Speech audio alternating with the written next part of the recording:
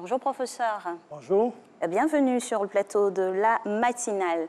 Alors, on parle d'imagerie médicale déjà pour tout le monde. Qu'est-ce que c'est que l'imagerie médicale? Pour faire simple, on va dire que l'imagerie médicale, ça va être toutes les techniques médicales qui vont permettre de voir à l'intérieur du corps humain sans avoir à l'ouvrir. Donc, on peut citer la première d'entre elles qui est la radiographie, qui est la première technique qui a été inventée. Ensuite, il y a l'échographie, il y a le scanner, il y a l'imagerie médicale.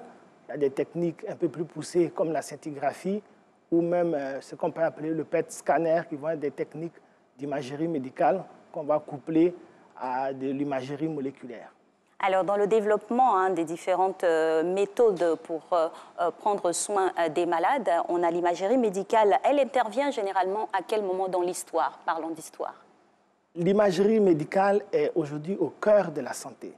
Pour faire simple, l'imagerie médicale intervient dès la conception, donc dès la vie anténatale.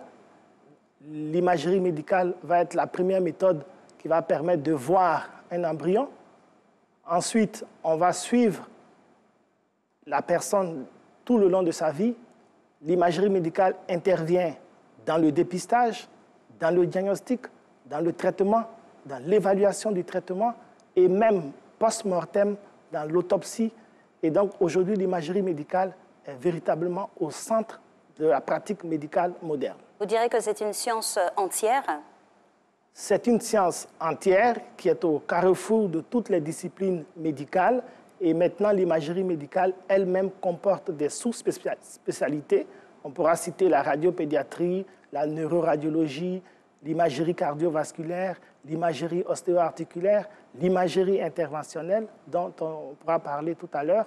Et donc, nous sommes véritablement au centre de la pratique médicale, car il s'agit de faire le diagnostic le plus rapidement possible, au coût le plus bas possible, de la façon la moins irradiante possible.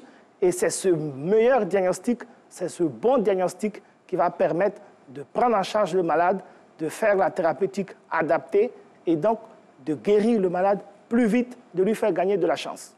Alors, après cette belle définition, on a envie de se demander à quel moment de notre histoire ou de l'avancée même de la médecine, l'imagerie médicale est apparue? L'imagerie médicale est apparue vers 1906 par la découverte des rayons X, la radiographie, la célèbre radiographie de la main de Röntgen, d'où le nom de radiologie, qui est resté pendant longtemps le terme générique désignant cette spécialité. Ensuite, dans les années 1960, sont apparues l'échographie, puis l'imagerie médicale, qui sont, elles, des techniques d'imagerie en coupe. Mais globalement, dans les dernières 20 ans, l'apparition de l'informatique et le couplage de l'imagerie à l'informatique avec la digitalisation a révolutionné totalement cette technique. On est passé de techniques analogiques à des techniques numériques. Et à la télévision, vous êtes bien placé pour comprendre l'avantage du numérique. Ben oui. Numériser, ça veut dire que les images peuvent être stockées, exportées, interprétées à distance, voire comparées les unes aux autres. Et bientôt, du fait de l'intelligence artificielle, l'ordinateur pourra apporter à l'homme une aide au diagnostic et à la décision.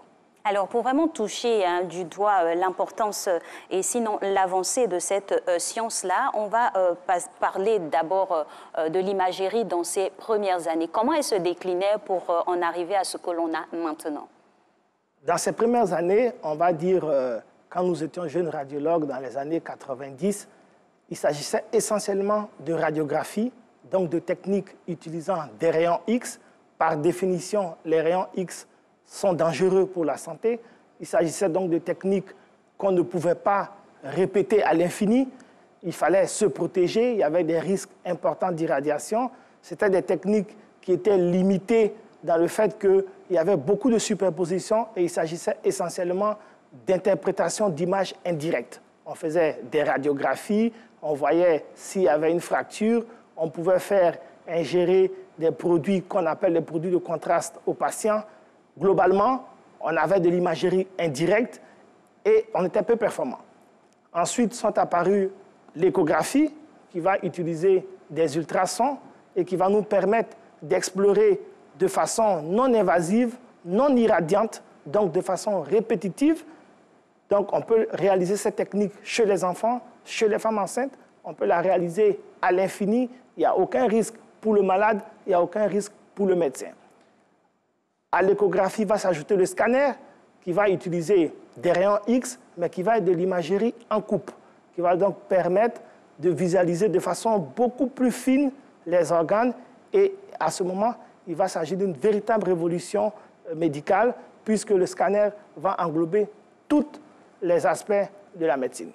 Alors, vous avez parlé de révolution. C'est sûr qu'il y a eu du progrès depuis les premières années d'utilisation, sinon d'intervention de l'imagerie. Aujourd'hui, dites-nous les disciplines vraiment premières ou principales où l'imagerie intervient avec des résultats probants. Alors, on va faire simple. Toujours. Toutes les disciplines, aujourd'hui, du point de vue médical, sont concernées par l'imagerie. On a parlé de l'obstétrique, l'échographie va permettre de surveiller l'évolution du fœtus, va dire s'il s'agit d'une grossesse gémellaire, si le fœtus évolue bien. Classiquement, on s'intéresse au sexe, mais ce n'est pas la partie la plus importante. La partie la plus importante, c'est véritablement de faire un diagnostic anténatal, de rechercher des malformations, de faire un pronostic de l'accouchement, dire que l'accouchement peut bien se passer parce que le fœtus est bien placé, parce que le placenta est bien placé, parce que le cordon n'est pas inséré. Donc ça, déjà, dès la conception, l'imagerie intervient. Ensuite, l'imagerie va intervenir dans le dépistage. Les femmes savent bien qu'en octobre, octobre rose, c'est le mois du dépistage du cancer du sein. L'imagerie médicale, notamment la mammographie, va être la technique de référence pour rechercher des cancers du sein chez des patientes qui n'ont pas de manifestations cliniques. Donc, nous intervenons dans le dépistage, ensuite, nous intervenons dans le diagnostic. Dans le diagnostic, on va prendre, par exemple, la traumatologie. Vous avez un accident, vous arrivez dans un hôpital, l'imagerie va permettre de dire exactement si vous avez des lésions, si ces lésions peuvent mettre en jeu votre pronostic vital, si ces lésions nécessitent une intervention chirurgicale. Si vous avez, par exemple, une fracture hépatique, la question, ce n'est pas seulement de savoir si vous avez une fracture hépatique. La question que le chirurgien va poser, c'est 1, est-ce que le malade saigne? 2, est-ce qu'il continue à saigner? Et l'imagerie va apporter une réponse satisfaisante. Maintenant, on parle même de body scanner, où on fait des scanners corps entier, de la tête aux pieds, de façon à ce qu'en quelques minutes, on ait un bilan lésionnel exact. Donc, l'imagerie intervient dans le diagnostic. L'imagerie intervient également dans les cancers, diagnostic du cancer. Ensuite, diagnostic du traitement du cancer. On va surveiller l'évolution des tumeurs. On va surveiller la récidive. Et l'imagerie intervient enfin dans le traitement avec ce qu'on appelle aujourd'hui l'imagerie interventionnelle, où on va véritablement aller faire des traitements. Il peut s'agir de faire, par exemple, une radiofréquence qui va consister à aller griller une tumeur. Et donc, nous sommes à toutes les étapes. Enfin, nous intervenons en imagerie médico-légale lorsqu'il y a des décès, malheureusement, et qu'on ne peut pas faire une autopsie dans le cas de brûlure, dans le cas de noyade. L'imagerie va intervenir, faire une autopsie virtuelle. Nous intervenons à toutes les étapes de la médecine aujourd'hui. En tout cas, c'est une science transversale qui est au cœur des soins. Justement, vous avez parlé de prévention, de diagnostic et de traitement. Aujourd'hui, vous qui êtes professeur d'imagerie en tant que tel, pouvez-vous nous parler des progrès qu'on peut obtenir à partir de cette science-là, en matière on va dire de satisfaction de guérison? Véritablement, chaque patient qui vient à l'hôpital a besoin d'un diagnostic le plus précis, le plus précoce pour gagner une chance de survie. Si on prend par exemple les cancers, on sait qu'un cancer double de taille tous les 6 mois. Une femme qui arrive à l'hôpital, qui a un cancer qui fait 1 cm, si on rate le cancer, 6 mois après, il est à 2 cm, 1 an après, il est à 4 cm, 18 mois après, il sera à 8 cm. la femme perd de la chance parce qu'à partir de ce moment, on ne pourra plus la sauver. L'imagerie va permettre de faire le diagnostic à un stade préclinique, au moment où le patient ou la patiente n'a aucune manifestation de la maladie. En ce moment, la maladie est totalement extirpable et guérissable. L'imagerie permet donc de faire gagner de la chance aux patients. Donc tout de suite, j'ai envie de vous poser la question de savoir à quel moment l'imagerie intervient par rapport aux autres disciplines médicales. Parce qu'il y a d'autres corps de métier. Le médecin se dira, je suis en capacité de pouvoir soigner mon malade. Le gynécologue, l'obstétricien, le neurologue. Mais à quel moment on fait intervenir l'imagerie pour pouvoir avoir beaucoup plus de chance? Alors, vous avez dit que l'imagerie est une discipline transversale. Et dans le cadre de la collaboration multidisciplinaire, l'imageur, donc le médecin spécialiste en imagerie médicale, intervient en général à la suite de la requête d'un de ses collègues. Lorsque vous allez voir un médecin, à la suite de la discussion qu'il a avec vous et des diagnostics qu'il envisage, il va vous demander un acte d'imagerie. En ce moment, vous vous rendez dans un service d'imagerie et le médecin spécialiste en imagerie médicale va adapter la demande de son collègue à votre cas, va choisir éventuellement la meilleure méthode d'imagerie en ayant en tête qu'il faut avoir le meilleur diagnostic au coût le plus bas et de la façon la moins nocive pour le patient. En ce moment, va s'engager un dialogue entre les deux médecins pour trouver une solution la meilleure à votre problème de façon à ce que vous ayez le plus de chances et que la maladie soit vaincue ou en tout cas au moins contrôlée. Alors, son expertise, hein, on va dire, se dirige vers l'homme en général, n'est-ce pas? Ou oui. Il y a d'autres êtres vivants qui passent aussi à l'imagerie? Ah, bien sûr, il y a même de l'imagerie vétérinaire. Bien. Et tous les animaux peuvent faire l'objet d'actes vétérinaires. C'est vrai que dans notre pratique, il n'y a pas beaucoup de demandes en imagerie vétérinaire, mais disons que ce sont des techniques qui sont tout à fait applicables aux animaux et de façon même on peut élargir. Les techniques de rayons X sont utilisées dans les aéroports également pour voir les valises. Ils peuvent être utilisés en soudure, ainsi de suite. Donc même dans le milieu industriel, ce sont des techniques qui peuvent être utilisées. Et donc dans le milieu vétérinaire, effectivement, il y a des techniques d'imagerie et il y a même des radiologues vétérinaires, même si dans notre pratique, ce n'est pas encore répandu. En tout cas, l'imagerie a un large spectre d'intervention. Ça, c'est clair. Alors, on va peut-être se focaliser sur les hommes et savoir, avec tout ce que vous nous dites là, franchement, ça fait plaisir. Mais il n'y a pas de risque sur l'homme en tant que tel à subir des actes d'imagerie. Il y a des avantages, certes, mais il n'y a que des avantages, pas d'inconvénients. Alors, on va serrer les techniques. Quand il s'agit de l'échographie, il n'y a aucun risque. Lorsqu'il s'agit de l'IRM, qui est une technique qui va utiliser un aimant puissant, il n'y a pas de risque d'irradiation. Par contre, il y a un risque lié à l'usage de l'aimant. Donc, si vous avez des implants magnétiques qui peuvent bouger, en ce moment, ça va poser un problème. Mais si vous n'avez pas dans le corps d'implants magnétiques, l'IRM ne pose pas de problème. Quand il va s'agir des techniques utilisant la radio, les rayons X, donc la radiographie, et le scanner, en ce moment, il y a une irradiation qui va faire l'objet d'une radioprotection qui vise à la fois le personnel, qui va donc être soit isolé, soit porté des tabliers, mais qui va viser également les malades, notamment les enfants et les femmes. Donc, on va vous mettre des tabliers. Dans tous les cas, la pratique va viser à vous irradier le moins possible et de la façon la moins répétitive possible. Et il y a des surveillances de doses qui sont faites et en général, l'irradiation qui est faite pour les malades est faible. Pour le personnel, il y a une surveillance dont on dit qu'elle est dosimétrique.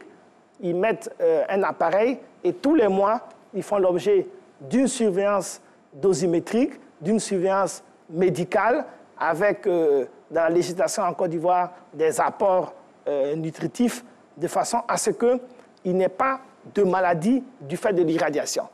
Sinon, l'irradiation massive, effectivement, pourrait provoquer des cancers chez des personnels qui ne prendraient pas toutes les dispositions ou qui travailleraient dans des conditions où toutes ces dispositions ne seraient pas réunies. Donc, il y a une haute autorité en Côte d'Ivoire qui est chargée de veiller à ce que tous les personnels qui travaillent sous rayon X fassent l'objet d'une radioprotection. Alors, c'est dire que tout le monde n'est pas candidat à l'imagerie. Toute personne ne peut pas être candidate à l'imagerie. Il faut un préalable. Toute personne ne devrait pas faire tout type d'imagerie. Très bien. Une femme enceinte ne devrait pas, sauf nécessité vitale absolue, faire l'objet d'une irradiation. Parce que les rayons X ont un effet nocif sur les fœtus et peuvent entraîner des mutations et des malformations. Une femme enceinte, une petite fille, un enfant doivent faire l'objet d'une irradiation vraiment restreinte. Si le pronostic vital de la patiente est engagé et qu'on n'a pas d'autre choix, on va soit recourir à des techniques moins nocives, soit, si on n'a pas le choix en ce moment, recourir à l'irradiation. Dans tous les cas, le principe de base, c'est d'irradier le moins possible. C'est clair, pour pouvoir préserver la santé humaine. Dans un cas où on a une maladie qui doit passer par des examens et que le candidat n'est pas apte, quelle est l'alternative? Est-ce qu'il y a une alternative pour lui? Bon, en principe... Ou bien on retourne à la médecine ancienne? Non, en principe, à ce jour, cette éventualité ne peut pas se poser parce que même pour des techniques comme le scanner ou l'IRM, si le patient est agité ou est dans le coma, on peut même faire des examens sous anesthésie. Donc, dans une technique comme l'IRM, où il y a un tunnel, où on a des patients qui sont claustrophobes, on peut recourir à une anesthésie générale. Et donc, cette éventualité, pour moi, n'existe quasiment pas. Quel que soit le patient, quel que soit son état, à moins qu'il ne soit pas, à moins qu'il refuse, on va être capable de faire de l'imagerie. Tout à fait. En tout cas, ça donne beaucoup d'espoir quant à l'avancée de la science et de la médecine pour le règlement de pathologies. On a essayé de vous poser la question à vous, chers téléspectateurs. Que pensez-vous de l'imagerie médicale? Vos réactions ici au micro de Pascaline Kwame.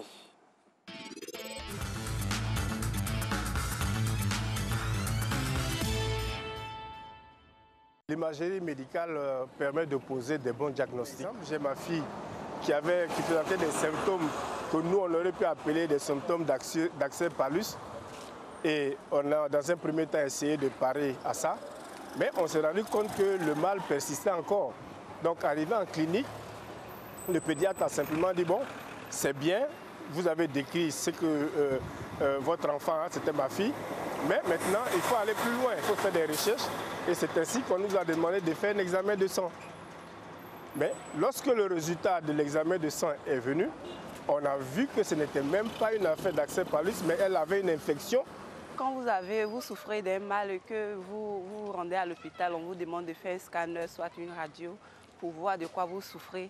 C'est vraiment important. Plus tôt la maladie est détectée, plus on y trouve des solutions. Étant victime même d'un AVC, il y a de cela 5 ans, 6 ans, il a fallu qu'on fasse l'imagerie pour que le docteur puisse déceler ce que j'avais exactement. C'était, je pense, une IRM, un scanner cérébral. Et puis, mais le petit hit dans la chose, c'est que c'est un peu cher. En fait, ça aide plus le médecin à être clair au niveau de la maladie que le patient vient présenter. Au moins, ça aide et puis bon, c'est encore plus rassurant, quoi. On n'a pas à tourner. Et voilà, ici, les réactions de nos différents intervenants. Professeur, votre commentaire. Il y a une bonne connaissance de l'imagerie?